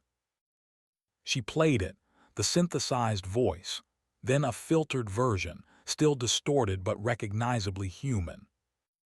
Male, middle-aged, American accent with East Coast education. The kind of voice that belonged to someone who had spent years in briefing rooms and classified meetings. Anyone you recognize? Cross asked. Voss listened again, something familiar in the cadence, the rhythm, but she could not place it. Keep working on it. She walked to the western edge, looked out at the forest that was both prison and fortress, thought about CIA assets and rogue elements, and people far above her pay grade making decisions that cost lives. 33 hours remaining. The prisoners at Echo 7 were probably awake right now, sitting in cells, waiting, not knowing that 40 kilometers away, 4 soldiers were bleeding to give them a chance at freedom. Mathematics. That was what Control had called it, not cruelty, just mathematics.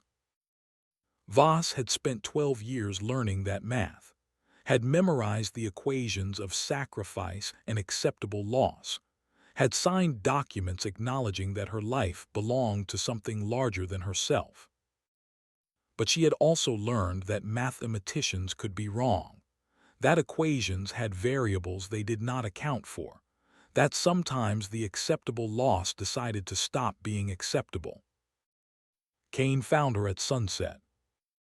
"We need to talk about Morrison." "How bad?"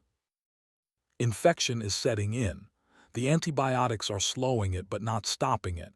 He needs real medical care. Soon." Define soon. 24 hours, maybe less. Voss did the math. 24 hours until Morrison died from infection. 33 hours until Havoc terminated them. "We need to move up the timeline." "How?" She thought about it. Thought about Control's voice saying they were expendable. Thought about Cross's sister and Morrison's fever and Hernandez rotting in a ravine.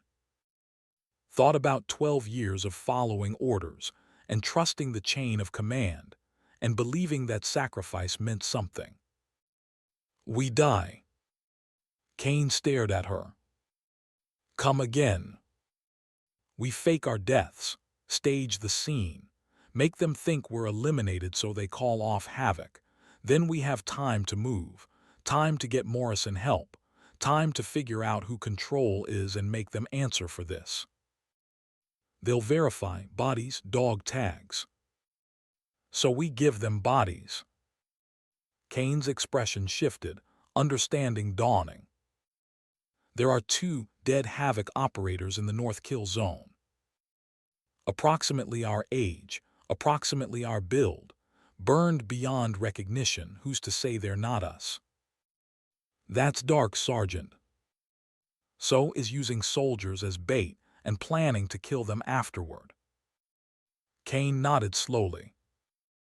"I'll talk to Cross about the signal. Make sure she can fake our final transmission." "Do it." We stage the scene at dawn. Make it look like Havoc got through our defenses. Overlapping fire, grenades, chaos. Then we burn the evidence and disappear. "Where do we go?" Voss pulled out the map, pointed to Echo 7. 15 kilometers east. If we're dying for those prisoners, least we can do is meet them. Kane smiled without humor. "Going to be a hell of a walk." "Always is." They worked through the night. Cross rigged explosives from grenade bodies and wire. Kane prepared Morrison for movement. Pryor gathered ammunition and medical supplies. Voss wrote the script, the final transmission, the one that would make Control believe Sierra 4 was eliminated. At 0500, she keyed the stolen radio. "Control Havoc 6. Sierra 4 defensive position has collapsed, taking heavy casualties, requesting immediate." She fired 3 rounds into the air.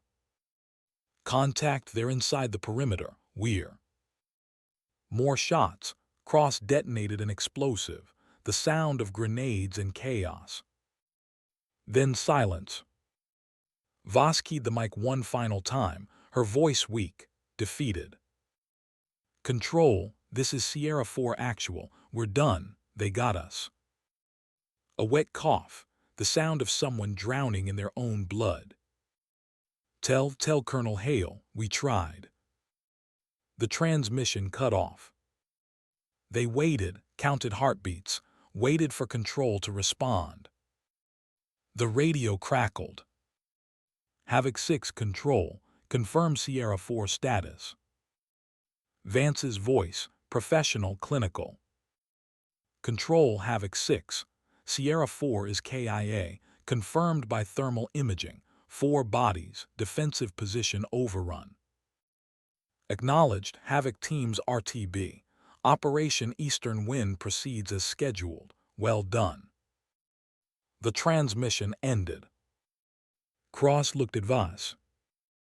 They bought it. For now. Voss stood, looked at her team, at Kane with his aid bag, at Pryor with his rifle, at Cross with her laptop and determination, at Morrison unconscious and dying by degrees. Grab what you can carry. We move in 5 minutes. Stay off trails. No radio traffic. If Havoc is pulling back, we have a window. Where exactly are we going? Pryor asked. Voss shouldered her pack, checked her rifle one last time. To meet the people we died for, and maybe find out who decided we were expendable. She led them into the forest. 4 ghosts moving through morning mist.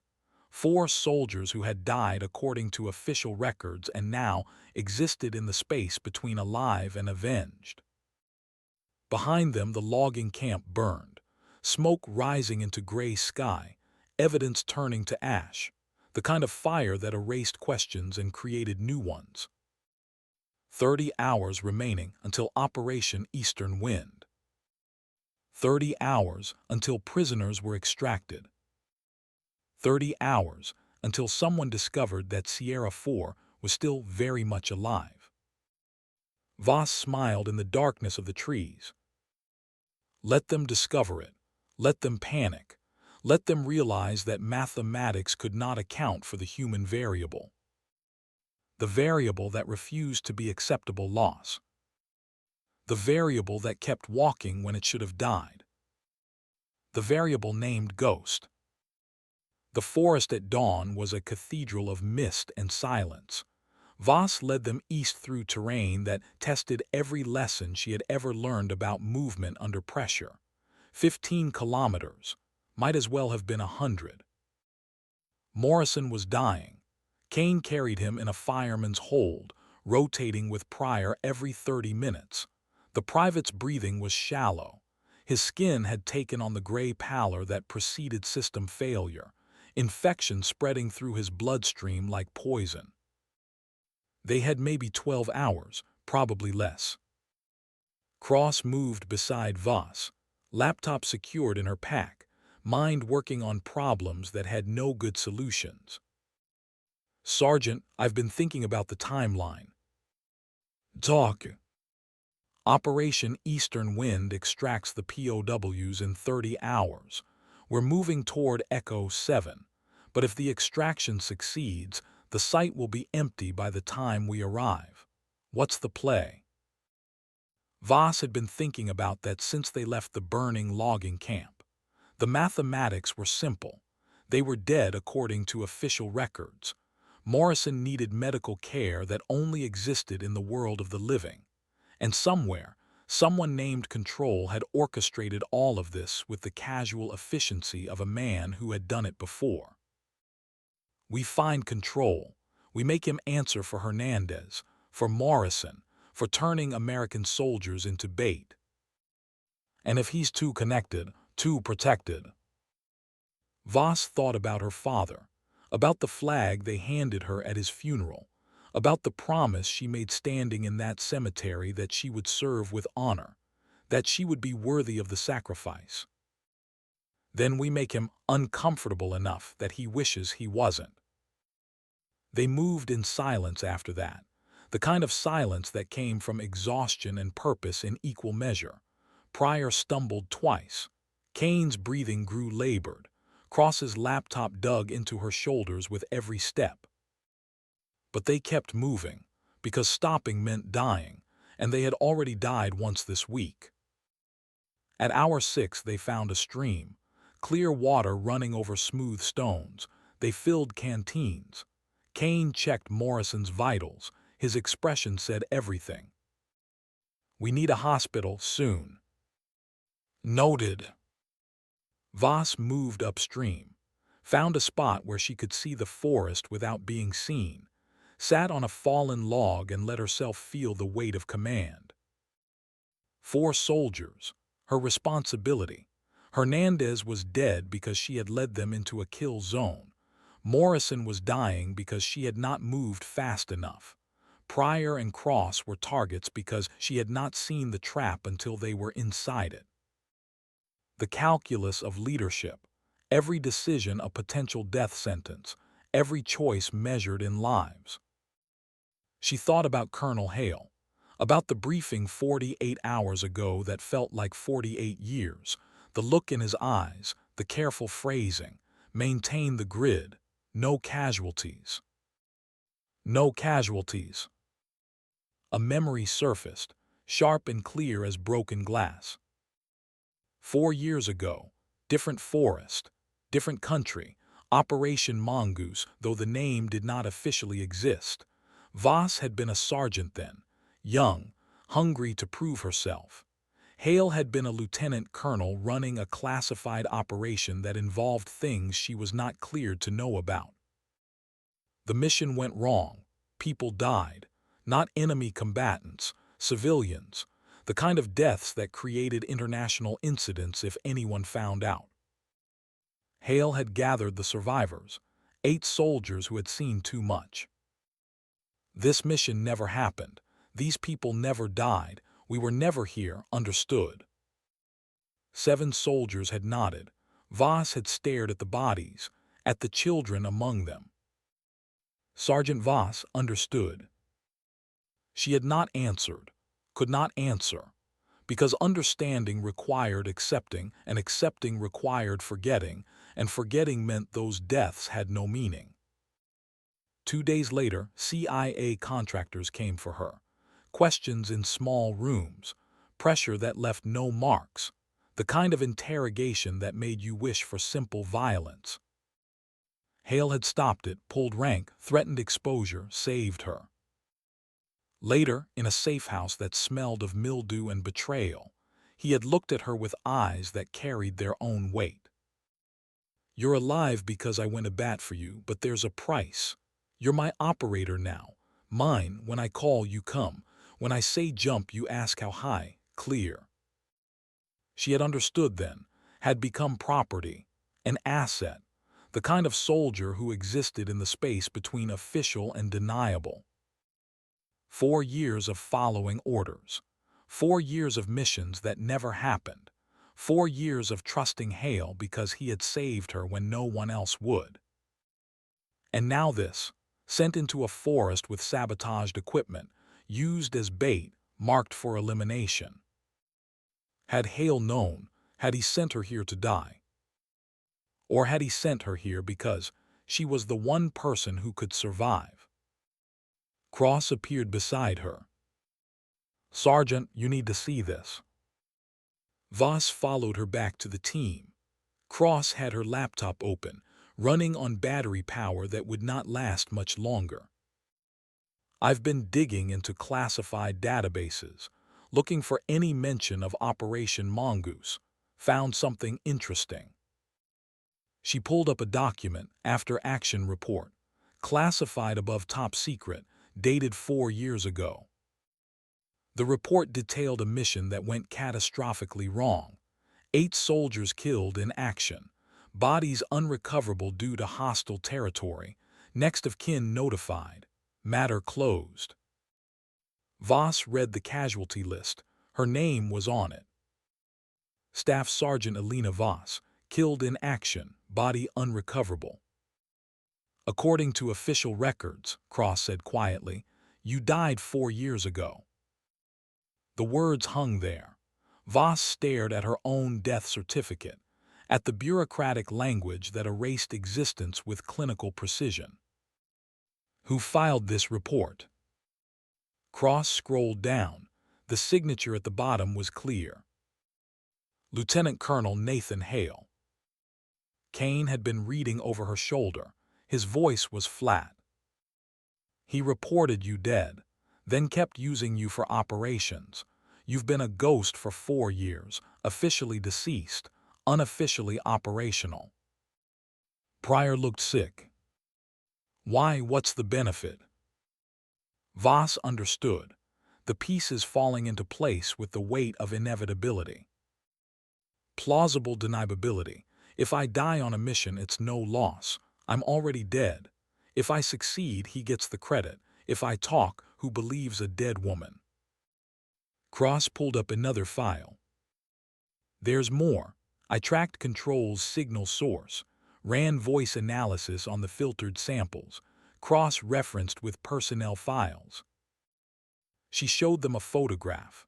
Middle-aged man, gray hair, hard eyes, the kind of face that belonged to someone who had spent decades in rooms where decisions cost lives and nobody flinched. CIA Special Activities Division, retired 3 years ago, name listed as classified, but the voice match is 92%. Who is he? I don't have a name, just a call sign, cipher. The name felt right, the kind of name that belonged to someone who dealt in secrets and silence. Where is he? Cross shook her head. Mobile, probably in a command vehicle somewhere within 50 kilometers. But Sergeant, there's one more thing. She pulled up transmission logs.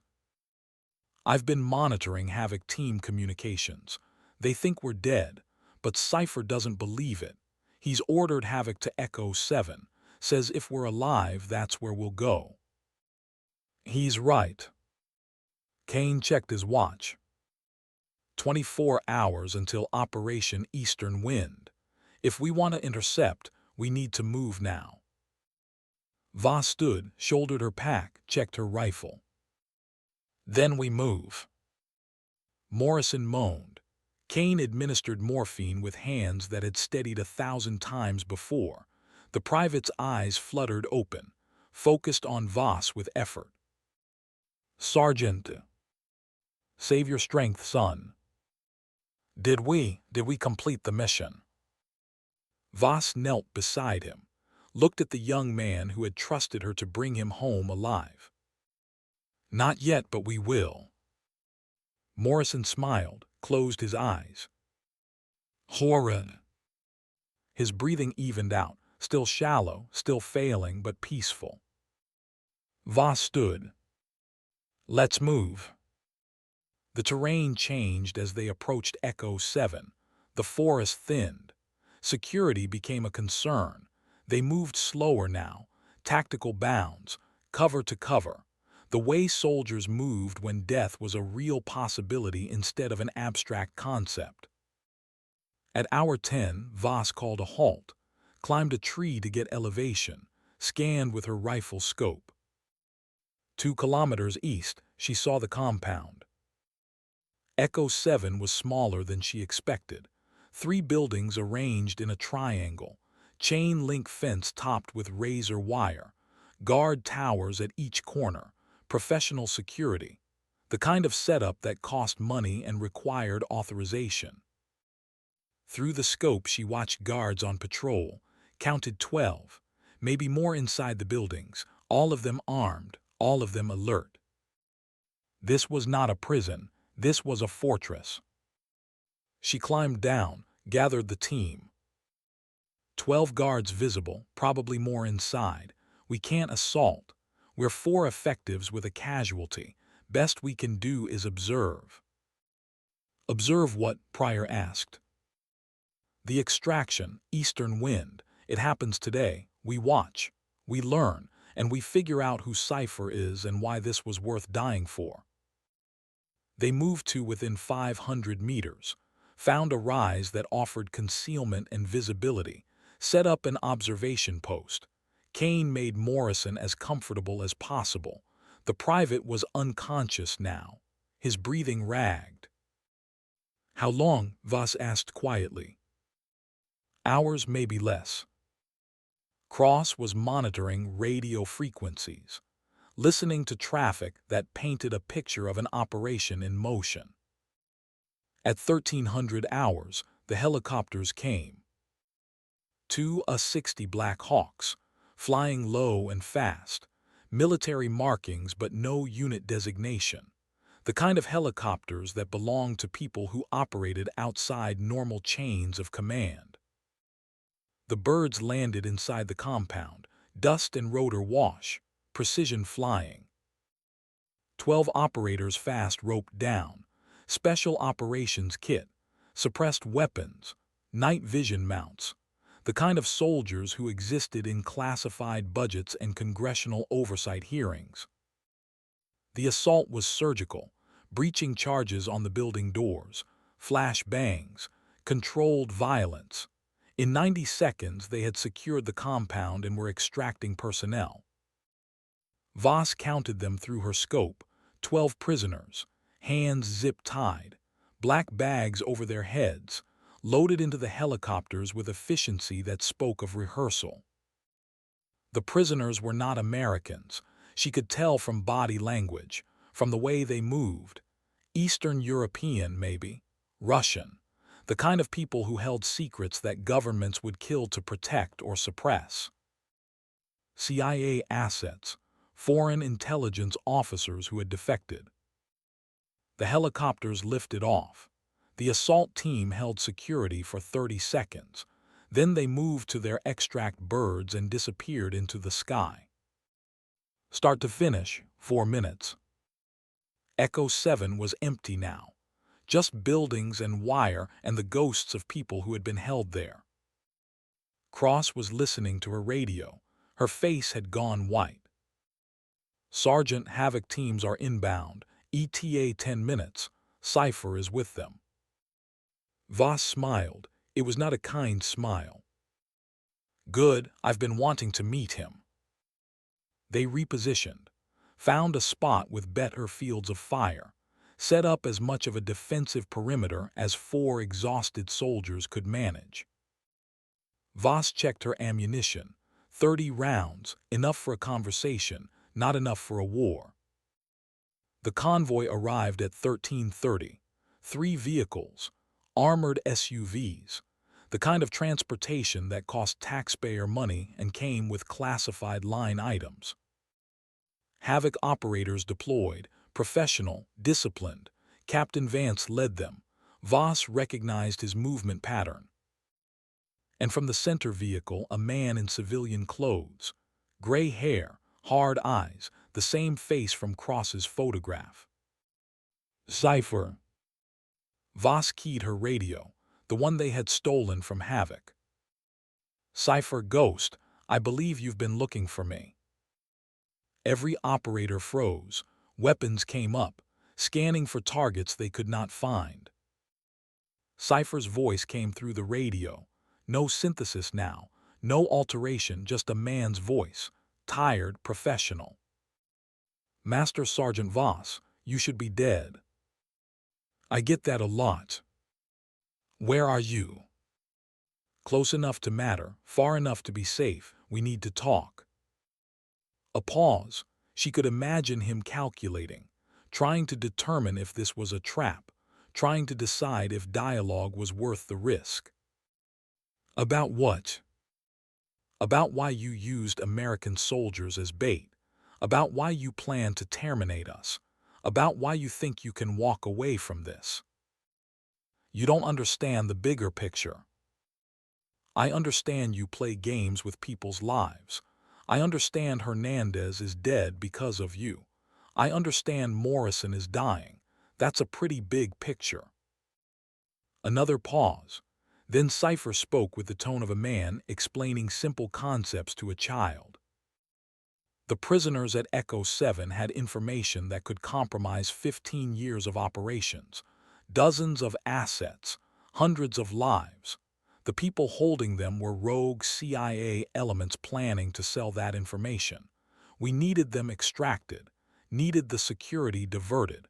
Your team provided that diversion. By being bait. By performing a critical function in a complex operation.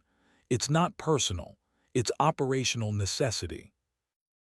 Voss thought about her father, about the flag, about 12 years of service. And terminating us afterward, That's operational necessity too. You knew too much. Officially dead soldiers are easier to manage than officially alive ones with stories to tell.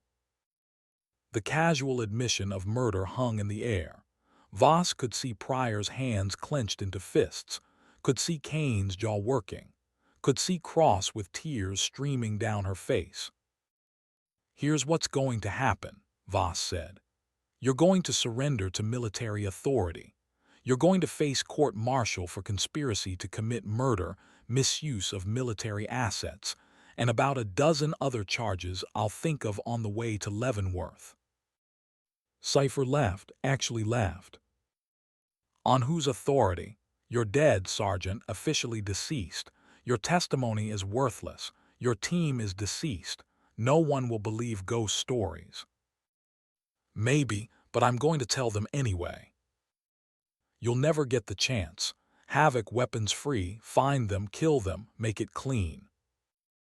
The operators began to move, spreading out, professional hunter-killer teams. Then a new voice cut through the radio, one that made Voss's blood freeze. "Havoc teams, this is Overwatch. Stand down. Weapons hold." "Colonel Hale." Cypher spun toward his vehicle, toward wherever Hale's voice was coming from. "Hale, what are you?" "Cypher, this is Colonel Nathan Hale, United States Army. You are under arrest for conspiracy to commit murder, misuse of classified assets, and conduct unbecoming.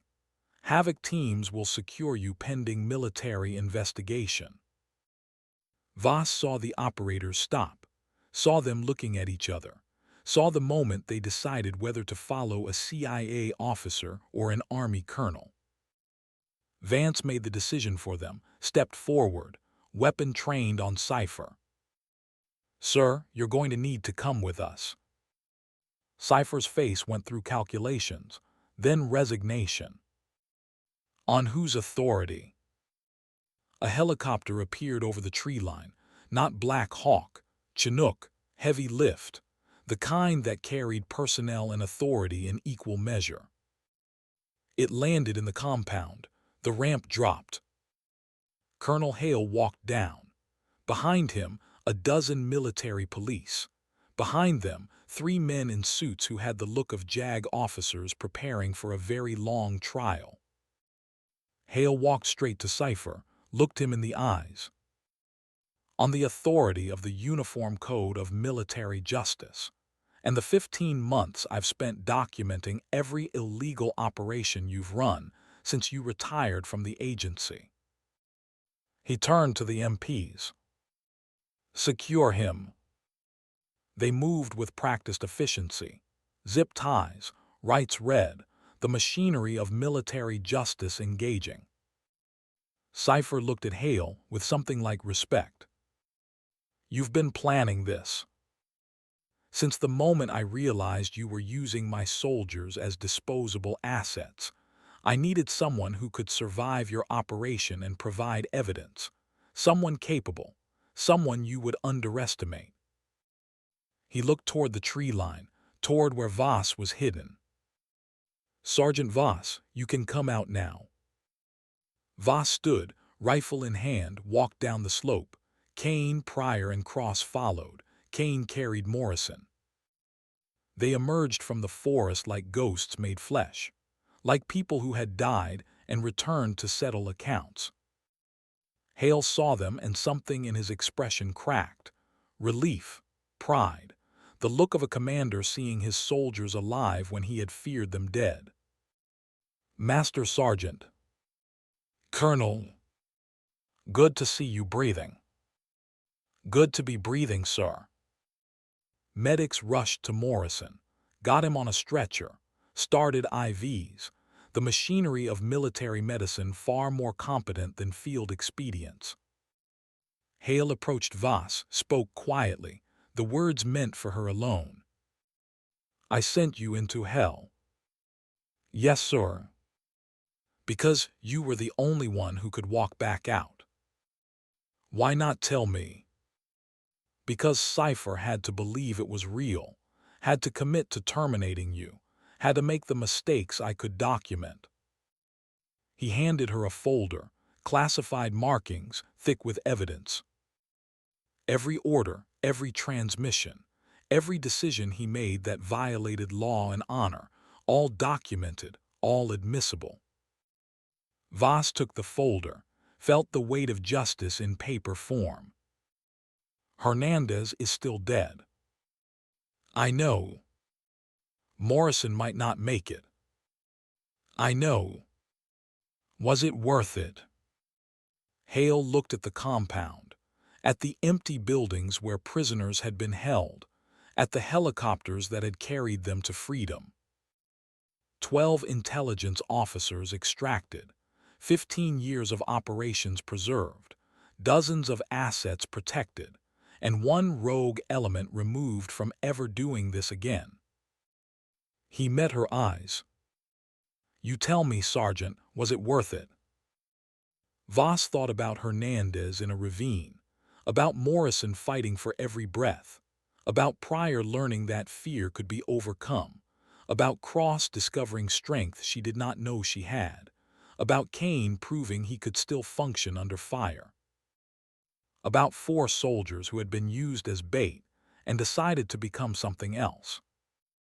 Ask me in 10 years, sir. Hale nodded. Fair enough.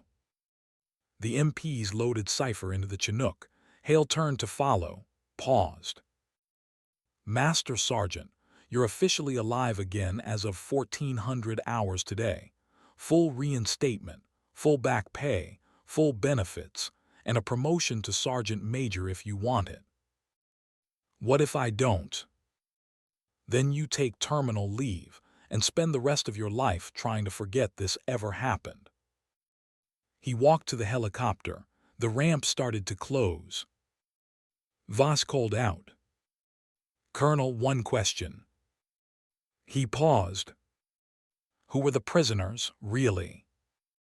Hale smiled without humor. Russian intelligence officers who decided the money wasn't worth the conscience. They had information about oligarch networks, political corruption, election interference. The kind of information that powerful people wanted buried. Who was holding them? Contractors, former agency, working for people who profit from chaos, the kind of people who make Cypher look like a choir boy. The ramp closed, the helicopter lifted, disappeared into the sky. Voss stood there with her team, with soldiers who had died and been reborn, with people who knew secrets that would never appear in official records. Captain Vance approached, removed his helmet, looked at them with the respect of one professional to another. For what it's worth, we didn't want to hunt you. Orders are orders, but you made us work for it. Pryor stepped forward, young, angry, the fury of someone who had been used. You killed Hernandez.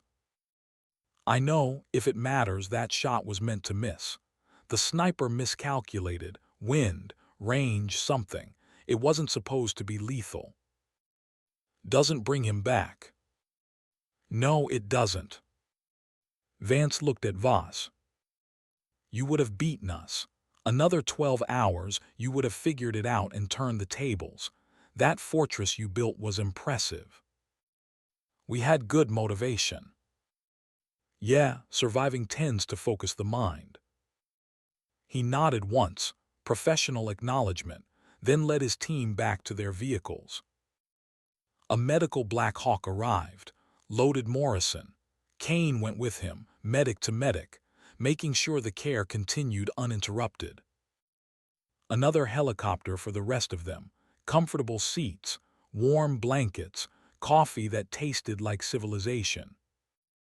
Cross sat beside Voss, phone in her hands. I called my sister. She's fine. She was never in danger. The photo was fake, AI generated. The whole thing was psychological warfare. I know. How did you know? Because the photo was too perfect. Real hostage photos are messy, desperate. That one was staged for maximum impact. Textbook psyop. Cross put the phone away. I almost believed it, though. Almost made decisions based on fear. Almost doesn't count. What happens now? Voss looked out the window, at the forest falling away below, at the terrain that had been prison and proving ground in equal measure. Now we go home, we heal, we remember Hernandez, and we decide if we want to keep doing this. Do you want to keep doing this? Voss thought about her father, about the flag, about 12 years of service that had led to 72 hours of hell. Ask me in 10 years. 8 months later, Sergeant Major Elena Voss stood in front of a classroom full of officer candidates, teaching small unit tactics, sharing lessons learned from operations that officially never happened. Pryor was at Fort Bragg, Special Forces assessment and selection. Word was he was crushing it, turning fear into fuel.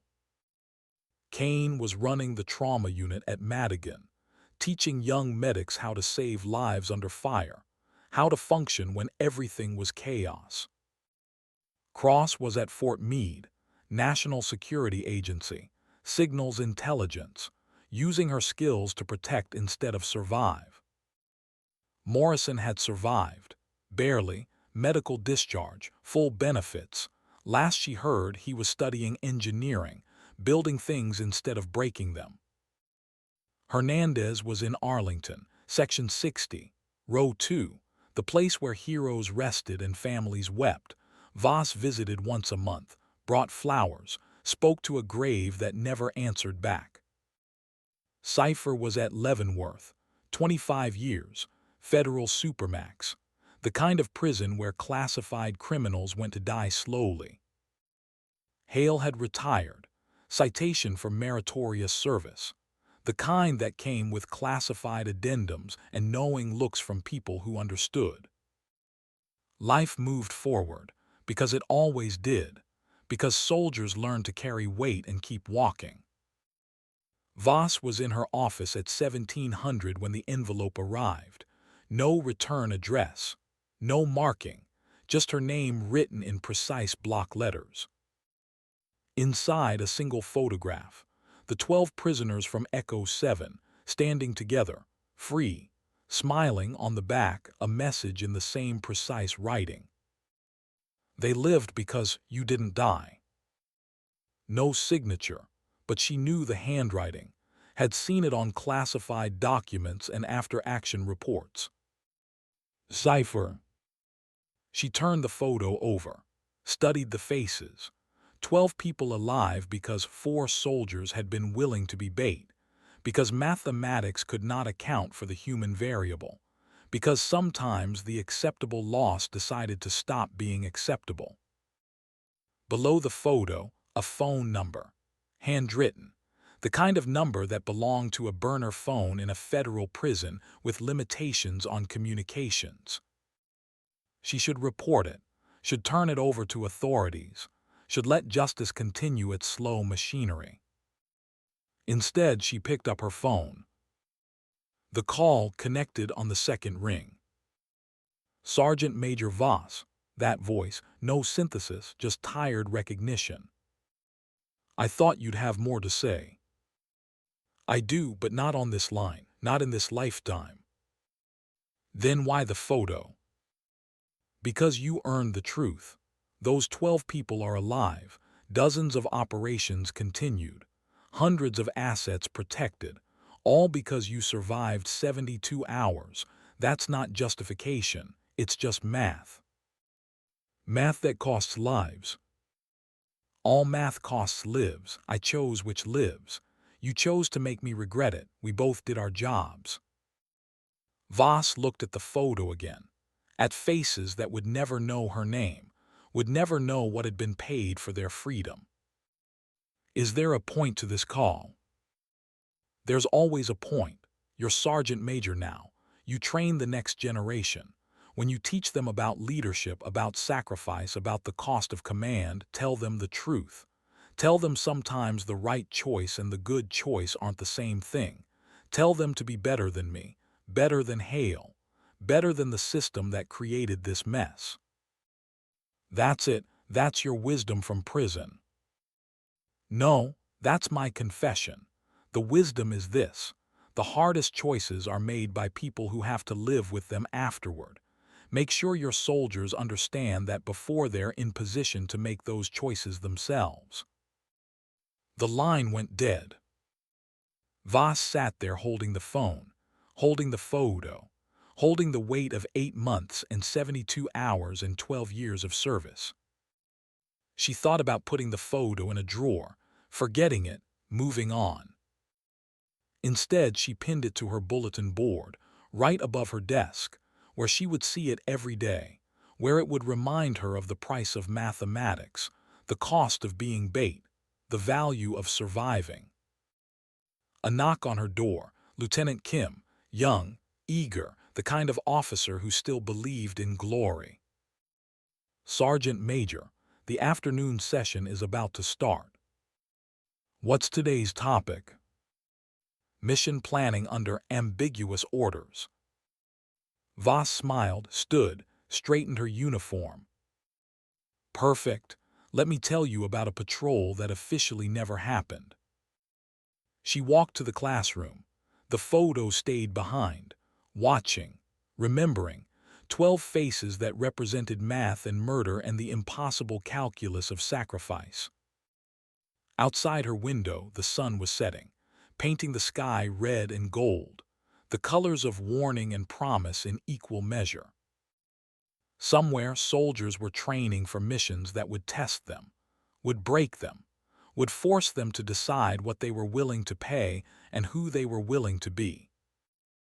Voss would prepare them, would share what she could, would teach them that mathematics could not account for the human variable, that sometimes the acceptable loss decided to stop being acceptable, that survival was its own form of victory. The forest was behind her now. 72 hours compressed into memory and lesson and scar tissue that would never fully heal. But she was still walking, still breathing, still teaching the next generation how to survive the mathematics of war. That would have to be enough. It had to be. Because the alternative was admitting that Hernandez had died for nothing, that Morrison had bled for nothing. That 72 hours of hell had been just another number in someone's equation. And Voss had not survived this long by accepting that some deaths were just mathematics. Every death meant something, had to mean something, because meaning was what separated soldiers from variables, heroes from statistics, people from numbers. She taught that afternoon, with the photo watching from her office. Taught it the next day. And the next. 8 months became a year became 2. The photo faded in the sunlight but stayed on the board. A reminder. A promise. A ghost that refused to be just mathematics. Outside, in the world that moved forward with relentless momentum, soldiers trained and fought and died and lived. The machinery of war ground forward with mechanical precision. But in one office, in one corner of one base, a photo remained. 12 faces, one message. They lived because you didn't die. It was enough. It had to be enough. Because sometimes survival was the mission. And Ghost was very good at her mission. What hit me hardest while researching this story was the moment Voss realized her own command had written her off. Expendable. That's the word they used. Not strategic asset or mission critical, just expendable. I keep thinking, how many soldiers have been in that position? Told the mission matters, but deep down knowing they're just pieces on someone else's board. For those of you who served, did you ever feel that disconnect between what command said and what your gut told you? Drop a comment. I read every single one. And if this story got you, stick around. More coming soon.